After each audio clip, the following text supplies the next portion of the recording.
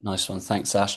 And hey, team. Hey, everyone who's turned up. Thanks so much for coming. Really appreciate it. And hope you enjoy this evening. For those who don't know me, I think most of you in the chat probably do to some extent, even if we haven't met before. But my name is Robbie. I'm a registered nutritionist and I'm the performance nutritionist for all of the trail runners clubs. I'm also, my day job is working as a content writer actually for a company called Second Nature.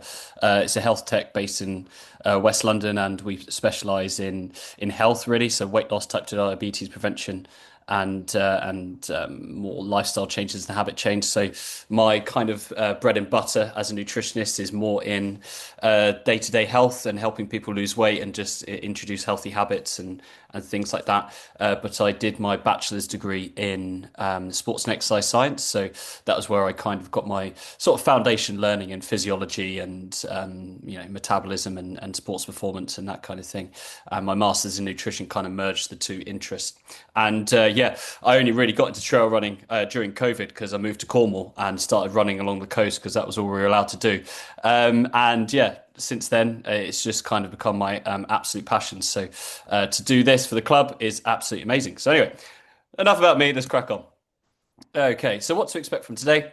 We will cover nutrition foundations. We'll look at fueling training, fueling recovery, fueling races, and then there will be time for a Q&A at the end. So the webinar itself will hopefully be roughly 30 to 40 minutes. I do have a lot of slides, but I should be able to get through them quickly enough as long as I don't waffle. I tend to do that, so apologies in advance. So yeah, and yeah, another apologies. Me and Ash are cheap, so we don't have posh Zoom. So at 40 minutes, we'll have to jump off the call and jump back on. So what we'll have to do is end the meeting, and then everyone will have to click back on the link if you're not bored of me by then, and if you want to join for the Q&A. I'd imagine at this point this will be the end of the webinar, and then we'll have 20 minutes or so for questions if anyone has any. Okay. So yeah, anyway, some expectations, I think. So we only have an hour. There's nutrition is so in depth that I can't cover everything.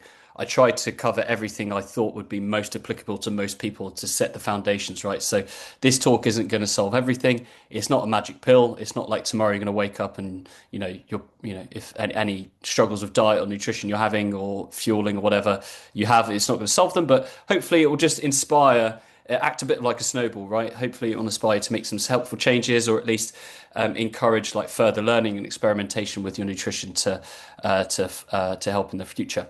Plus, as well, if you need more support on nutrition and diet, you can join the nutrition portal via the Run and Fuel membership on your local club's website. So if you go to the members page, you can click the Run and Fuel membership. There's also the premium Run, Fuel and Recover, which includes the sports massage as well.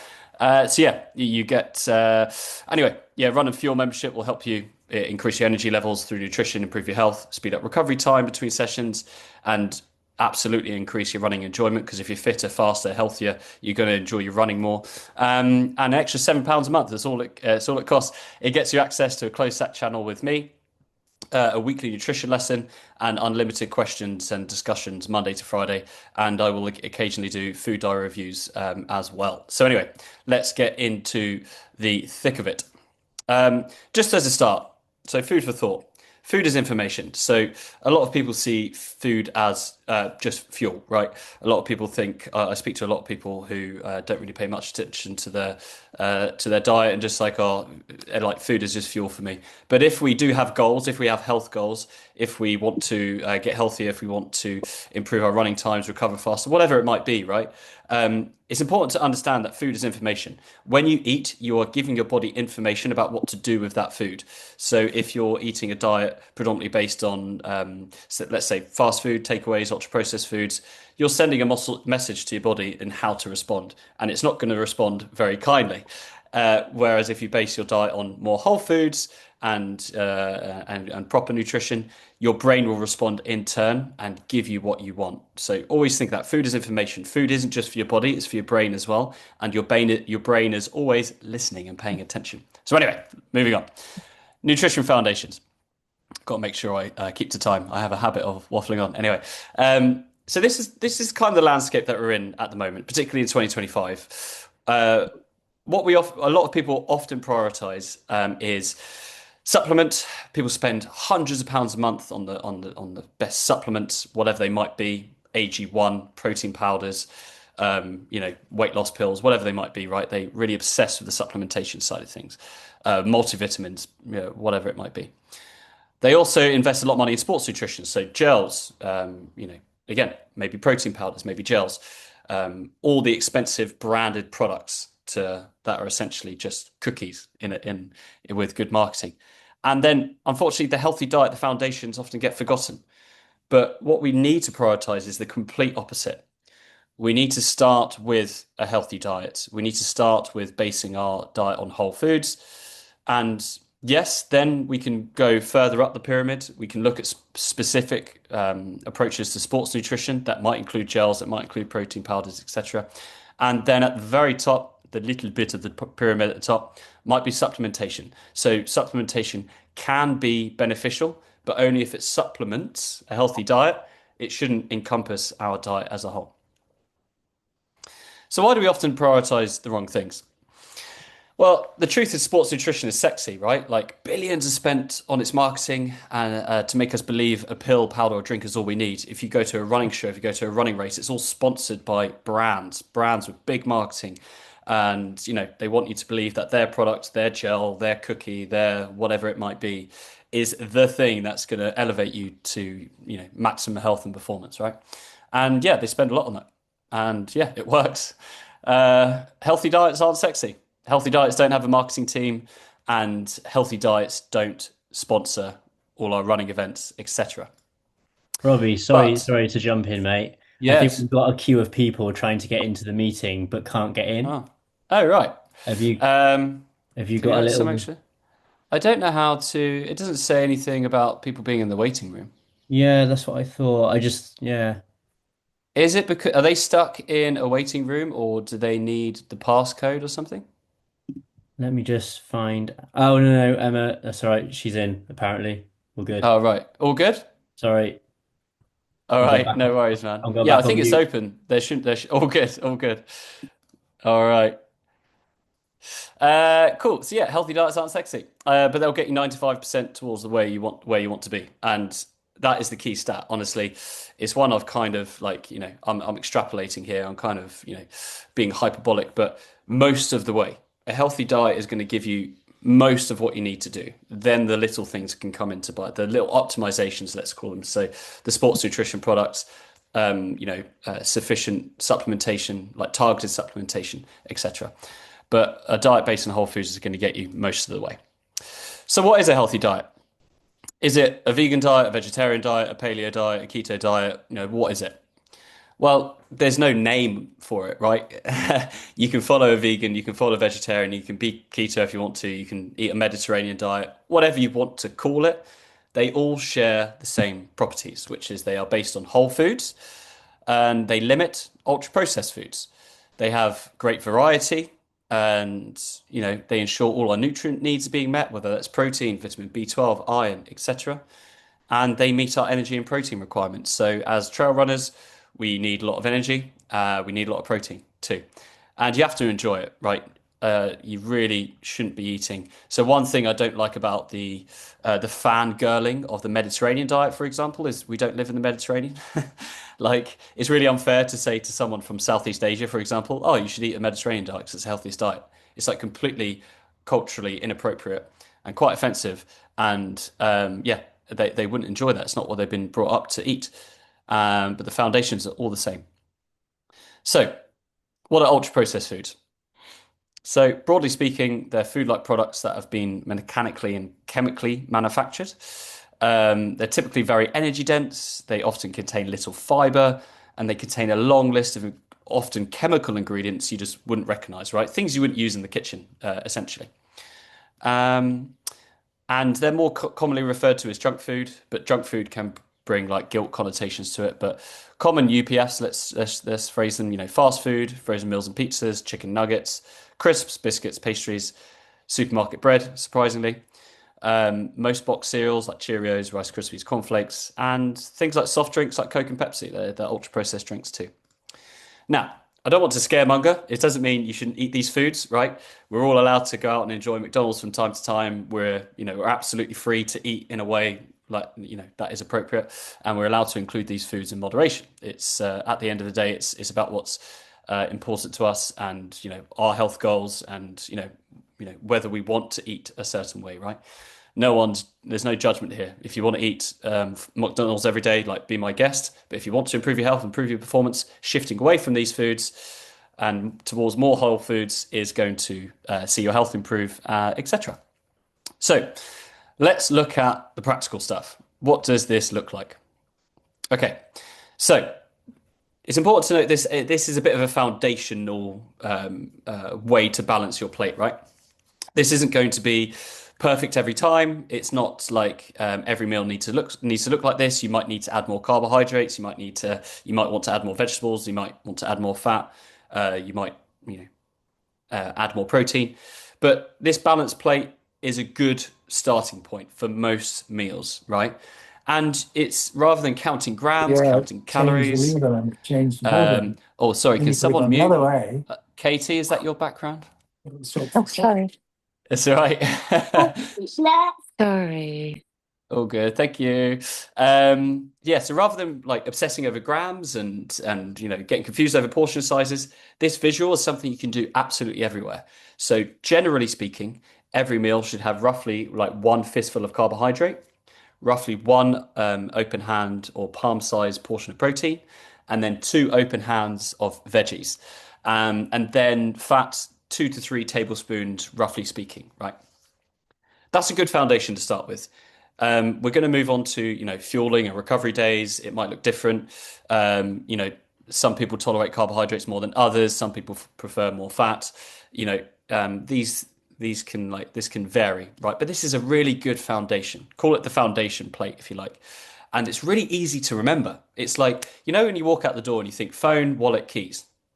Now maybe glasses or whatever. But phone, wallet, keys. And when we're building a meal, we can think carbs, protein, veggies. Veggies.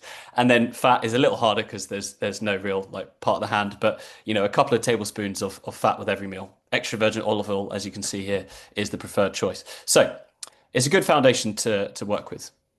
This provides your body with everything it needs to thrive. Absolutely everything. Whether if you're just looking for health goals, performance goals, this is the foundation of which to start with. Forget about diets, forget about counting calories. This is the way to approach it. Much more practical, much more easier to remember, and much less stress. Now, practically, again, what does this look like? It might look something like this with a bowl of Greek yogurt. You've got protein and fat from the yogurt, maybe soy yogurt for if you're a vegan. You've got fiber and other good stuff in the berries. And then you've got carbohydrates and fiber from the muesli, or it might be porridge oats, for example, right? Swap in whatever carbohydrate you see fit. You could also add in a banana too, instead of the muesli. And that would get you your carbohydrates. So this is a perfectly balanced meal. It's got absolutely everything you need for that meal. Brilliant. Again, scrambled eggs on toast with salad, absolutely perfect. You've got protein and fat from the eggs, and butter and oil. Again, you can have scrambled tofu for vegans. You've got carbohydrates from the bread or the toast. You've got fiber and other good stuff from the veggies. Again, perfectly balanced meal. Absolutely brilliant. A lot of people would have scrambled eggs on toast with no veg. I'd always say saute veg, add some salad. Just get some fiber in there, get some micronutrients, get the good stuff in there as well. And classic, right? Spaghetti bolognese. Who doesn't love spaghetti bolognese? And I don't know, for some reason, I think because it's such a common meal, people don't really rate it as a healthy meal. Spaghetti bolognese is absolutely brilliant. It's so nutritious. It's unbelievable. We could go into details on all of the benefits of spaghetti bolognese. However, let's stick to the important stuff. Protein and fat from the mince and oil. Again, extra virgin olive oil, perfect for cooking. Plant-based mince for vegans, or we could use lentils, but I think actually the meat alternatives are better for this recipe. You've got fiber from the veggies, carrots, mushrooms. You could also add a side salad. And carbohydrates from the spaghetti. Whole wheat spaghetti, white spaghetti, doesn't really matter, to be honest. Choose whichever carbohydrate you're happier with. Cool. All right, now your turn. I need to find my Zoom menu bar. I need to find the chat. Here it is. Okay. Now, put this into the chat. or feel free to unmute if you're brave enough. Maybe Ash, I don't know, brave on the mic. But yeah, feel free to put into the chat on this recipe. What are we missing here? So we've got a carrot and coriander soup. But what is missing? It's got fat from the cream and oil and the butter. That's brilliant. And it's got fiber and other good stuff from the veggies. But what's it missing? Lorna, thank you. Carbohydrates, absolutely. Where are the carbohydrates? They're missing. What else is missing? Thank you, Matt. Excellent. Matt, represent from the Ipswich Nutrition Portal. Much love to you, Matt. You guys have nailed it on the head. We are missing some carbohydrates. So for this meal, feel free to add in some chia batter, get some bread in there. Exactly. Oh, Cheltenham Gloucester. Sorry, Matt. You're absolutely right. Represent Cheltenham Gloucester. I just insulted you by saying Ipswich. I'm sorry. All your love to Cheltenham Gloucester. Yeah, chia batter, other bread for carbohydrates, and at least 3 boiled eggs for protein.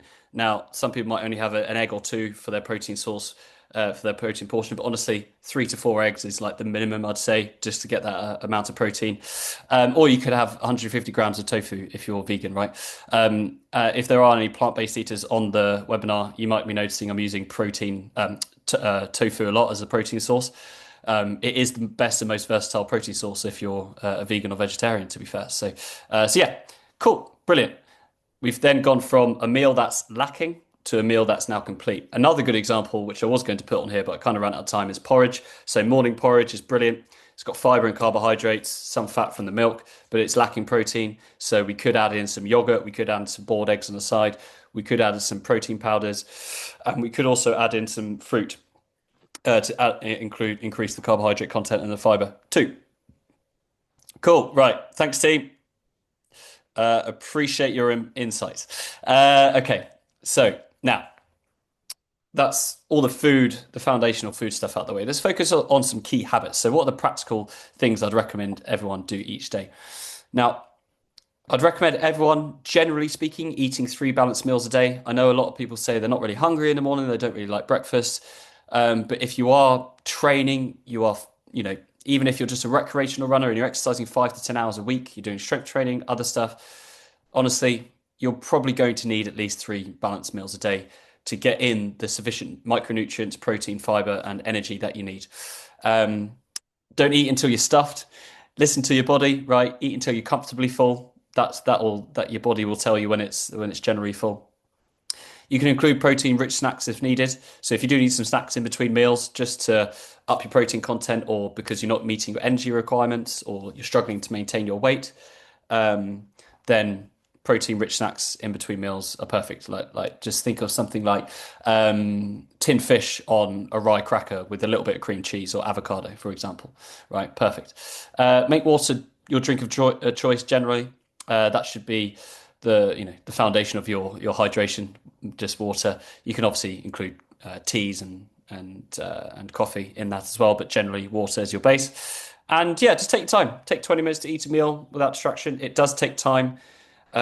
Your gut sends fullness signals to your brain, and it doesn't happen straight away. It takes time. So if you eat your dinner within 5 minutes and you're still hungry, you're probably not hungry. You probably don't need more. But what you probably just need is just to slow down, like eat your meal slowly, and your body will tell you if you need more. If you've taken 20 minutes for a meal and you're hydrated and you're still hungry, cool. Your body's telling you you haven't eaten enough protein or you haven't eaten enough. So maybe go in for a second portion, or you could have some Greek yogurt and berries as a dessert, right? Cool. Okay. Before I move on to the next next section, does anyone have any questions? Phil, at this stage, Phil, we do have questions at the end, but if anyone's got any blaring stuff they want to put into the chat or unmute, I am all ears. And I will sip my tea. Oh, James, what bread is best? Great question. Now, I would say there is no best bread. It depends on the situation, right? So let's say day-to-day eating. I think if you're looking for the bread that is the most rich in fiber and higher in protein, maybe contains more micronutrients, then you're looking for your more like traditional, like whole wheat sourdough multi-seeded breads, right? They would contain more of other stuff. But let's say it's the morning of a race and you just need fast digesting carbohydrates, then white bread is absolutely brilliant, right? So having some toast along with your breakfast or something is great. Um, but also, like, what bread do you enjoy? So I personally just like white sourdough. To me, it tastes the best. The texture is amazing. Like, that's the bread I eat. So that's the bread I choose, and that's best for me, right? So yeah, hope that answers your question. Okay, loads of questions. This is really great. Lorna, how do you feel about nut butters? Nut butters, absolutely brilliant. They're obviously extremely energy dense, so they're very rich in fat. Not a bad thing, but just be mindful of portions, like 1 to 2 teaspoons, let's say, on your porridge or on your yogurt, on your cereal is good, or spread on toast or whatever is probably about right. But yeah, they're brilliant. What's a good protein snack? Okay, you've got things like yogurt, tinned fish, hard-boiled eggs, sliced cheese. You could pre-cook meat at the start of the week or portions of tofu, for example. So you could dice up loads of chicken, cook it, leave it in the fridge. So then you've got ready to eat. Grab like sort portions of chicken or other meat or anything like that. Yeah, tinned fish is great. You can just pull. I know some people that just like pull the tin off like sardines, right, and just smash it in. So yeah, like all of those. I hope that helps. Or, literally a protein shake if you want. Like that's also a great option. I tend to have more protein at dinner. Should be balanced throughout the day. Lorna, great question. Yes, it should. And that is what most people tend to do with protein. And one of the issues we have in the West generally is that it's not that we're not eating enough protein total, we're not eating it across the day. That's an issue because our body starts to break down our lean tissues to get the protein it needs for other processes, right?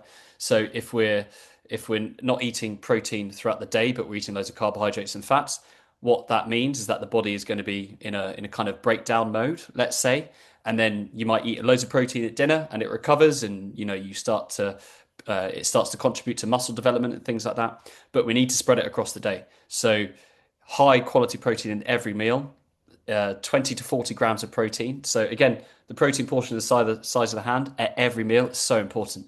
So at breakfast, that could be yogurt with protein powder. That's what I do every morning because breakfast is harder to get in protein, or 4 to 6 eggs, let's say. So yeah, protein throughout the day, really important. Someone here wants to know what to put in the bolognese sauce. Jars allowed. Jars are allowed, but I would say jars often contain added sweeteners, added sugars, and they often don't taste great.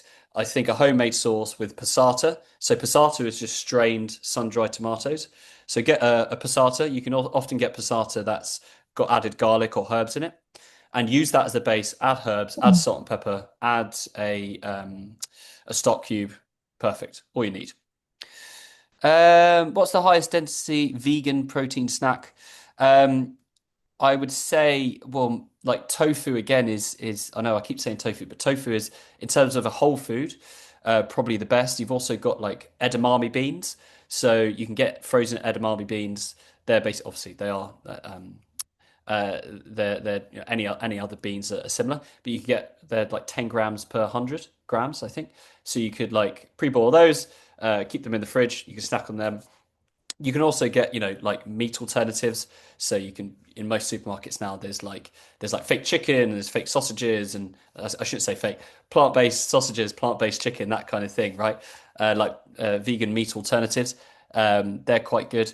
It is more challenging for vegans to get the snacks in terms of high protein, but then you've got soya yogurts as well, or protein powders. So you could have a protein shake.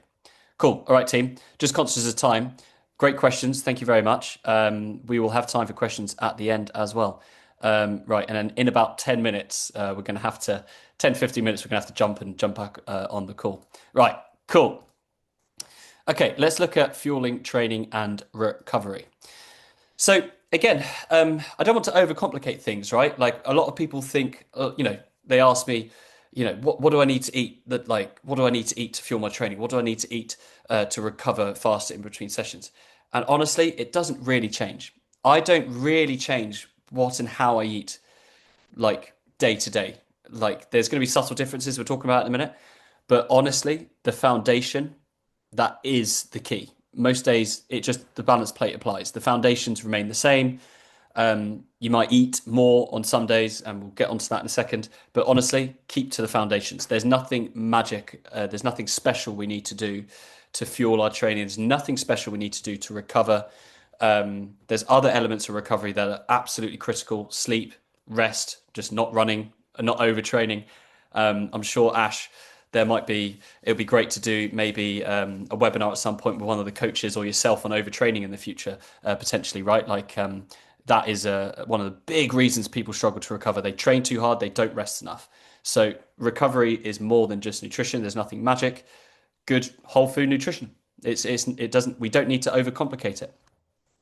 There are some subtleties, right? There are some like things that we can do to contribute to fueling and recovery. So on higher intensity days, let's say you're going to the Thursday speed session in Bristol with Ash, or you're about to do one of the long days at the weekend, or you've got a race coming up.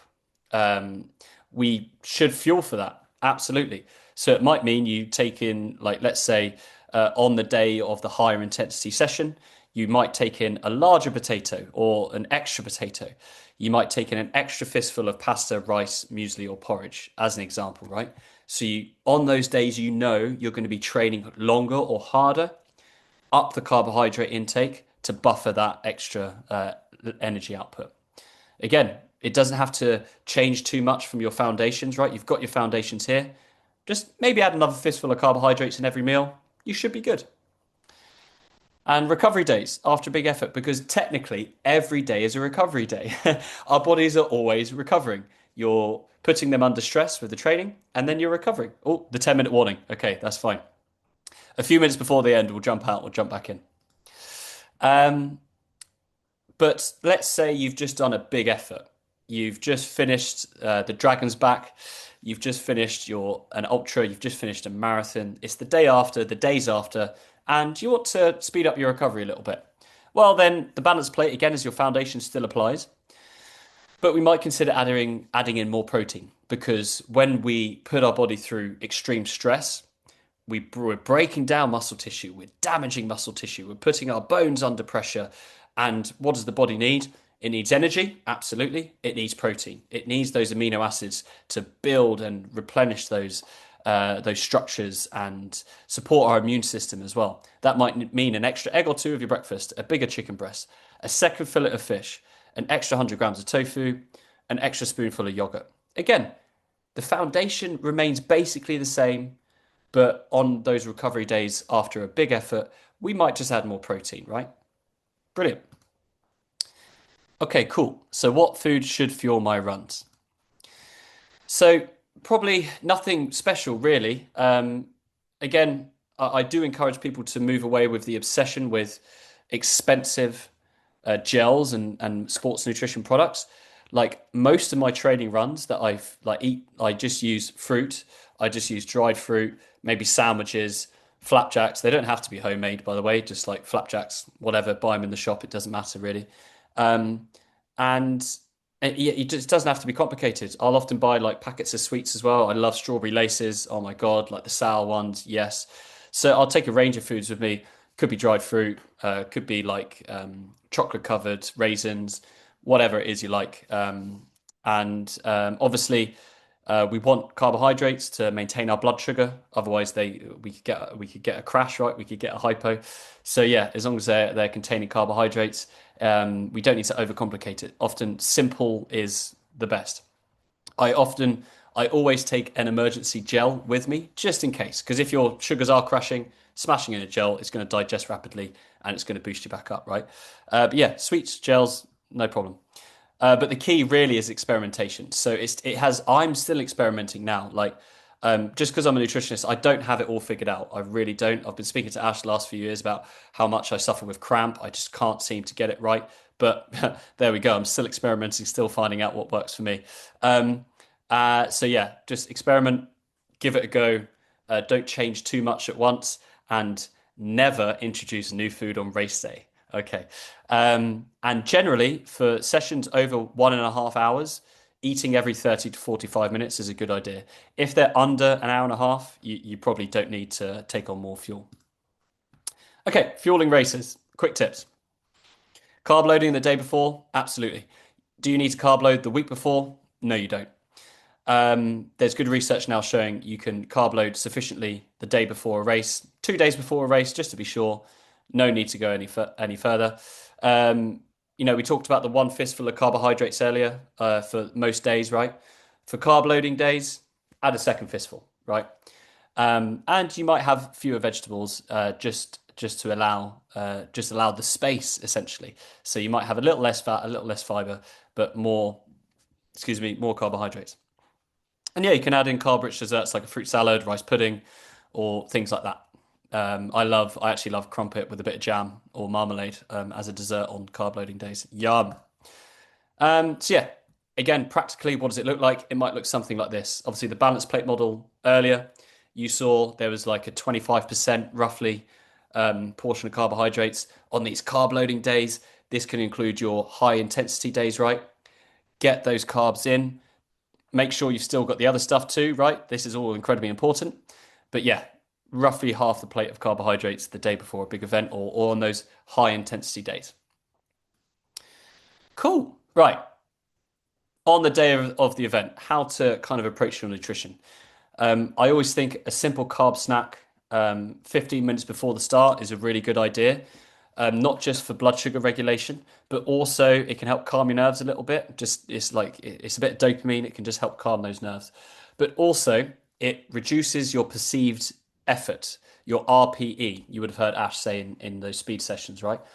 Your RPE or your perceived effort is ranked generally out of 10, and one of the reasons carbohydrates are so important for sports performance isn't just the carbohydrates, the energy, it's the signal. Food is information. It's telling your brain there's energy there's energy available. You can keep the handbrake off. If anyone's heard of Tim Noakes, he devised the central governor theory, which is that the brain controls our effort and it will pull up the handbrake if it perceives a threat, i.e., lower energy. It's why eating every hour is really important. Cool. Right. So if it's less than 1 hour, you don't really need to fuel. If it's 1 to 2 hours long, I would consume a gel around halfway. You don't have to. You could get away with it. Let's say you're doing a 10K, probably don't need to. A half marathon, maybe take one at halfway. 2 to 4 hours, eat every 30 to 45 minutes, 20 to 60 grams of carbohydrates. Again, if you're doing like a slower, we'll get onto this, but if you're doing a slower trail race, you might not need to have just gels, right, or carbohydrates. You can have things like a nut bar, which is will be carbohydrates and a little bit of other stuff too. But generally, carbohydrates are recommended, right, for for efforts under 6 hours. If it's over 6 hours and you're doing like a long ultra, yes, the carbohydrates still matter, but also having in like larger meals, so sandwiches every now and again. So I did a 12-hour run through the Alps last summer, and every 3 hours I had a bigger meal. So every hour on the hour I would eat carbs, so just sugar, but then every 3 hours, so 4 times or 3 times, 4 times across the 12-hour run, I had a bigger snack, a sandwich, a wrap, something, right? Just to get in those calories and just getting whatever my body needed at the time. Okay, again, as we were saying, like during ultras at slower paces. So Ash talked about this after the Dragon's Back. It was really insightful. He just talked about calories, right? So at the Dragon's Back, you're going for what, 12, 15 hours a day. I don't even know how quickly you were doing it, Ash, but it was more important just to get calories in every hour. So carbohydrates are important, of course they are, but also protein and fat in there as well. It's not so much because you're going at a slower pace, your body is able to digest those foods as well. So just getting in the calories and whatever you can tolerate, and still stick to a rough time frame. For example, like on longer stuff, like I said, so the 12-hour run I did last summer, my focus was every hour, and I did what was the race I did in January? I can't remember the name, but there's one where you go every hour, 4 miles every hour, and yeah, I just ate every break, so every 50 minutes. It was just like that was my time frame. Okay. Cool. All right, we're a couple of minutes away from jumping out, but I'll just cover this slide very quickly. Here's what a trail marathon, let's say a 5-hour one you're going to do, will look like. 6 a.m., you wake up, you have porridge with milk and fruit. Banging. 50 minutes before, snack and a coffee. Caffeine is a sports performance enhancer. 9 a.m., It starts. Cool. 45 minutes in, maybe have a banana. Next 45 minutes, maybe it's some chocolate raisins. Maybe it's jam sandwich next. Maybe it's a flapjack. Maybe it's gel and sports drink in the final 2 hours because you are flagging. I always save the rocket fuel, I call gels, for the end of these longer races because that's when I'm really deprived and they just give you that little extra kick. And yeah, maybe have some beer and pizza at the finish. Okay, right. We're actually going to finish this on time, which is brilliant. I've got 1 minute left before we jump out, but we'll jump back in for some questions. Okay, here is the GOAT, the greatest marathon runner of all time, and he keeps things simple. He drinks 3 liters of water each day, has worked with a nutritionist in recent years to improve his diet, mainly to include more protein. But his meals are simple: homemade bread, local fruits and vegetables, lots of tea, some meat, a generous helping of his favorite food, ugali, which is a dense maize flour porridge.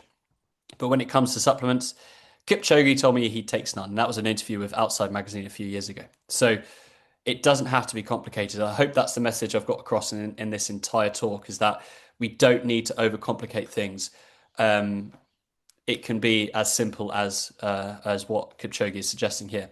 All right, team, what I'm going to do very quickly is 25 people here. That's brilliant. I'm going to jump out. And if you want to join for the Q&A, click back on the link, get back in, and we'll answer some questions and have a bit of a discussion. And Ash, I definitely want to ask you some questions about Dragon's Back and your nutrition there because I think it was really helpful. All right, team, see you in a sec.